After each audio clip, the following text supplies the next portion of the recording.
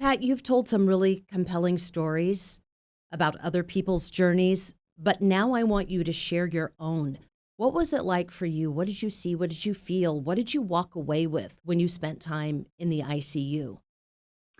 Well, it was interesting when we went in, it was so quiet, that it seemed like maybe nothing was gonna happen, and the PR person who was helping us get access said, this is probably not gonna be like Grey's Anatomy. It's not a bunch of running around. There is stuff happening, but it may take a while for you to really see what's happening and understand it." Really, I think kind of the next day, it started to hit me, just sort of the heaviness of the battle that's going on in that in both the ER and the ICU.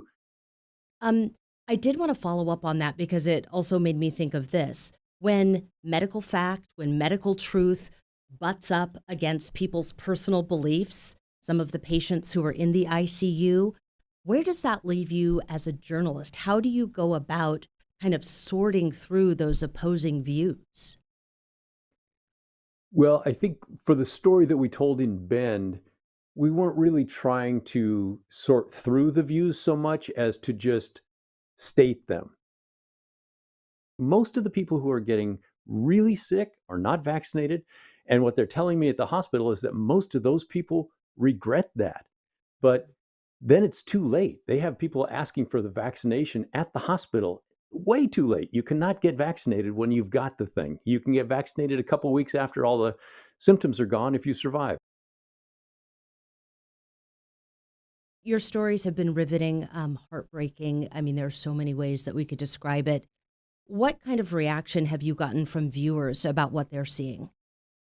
It's mostly been really positive, and I think that I'm just so thankful that the doctors and nurses were as open as they were because that I think is the piece that has really caught people's attention.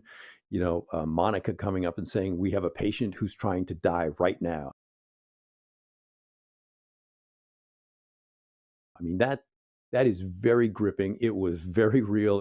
Um, it's one thing to say, people are dying in the hospital, and to do a Zoom interview with a doctor who said, "Boy, yeah, we fought for it, and it was rough, but we lost them." It's another to be there as it's happening, and I think because of the openness of St. Charles, they were allowed us to come in and capture that, and so because of that, I think the audience is really, um, they can feel that, and it's a place they've not been allowed to go because we haven't been allowed to go to it.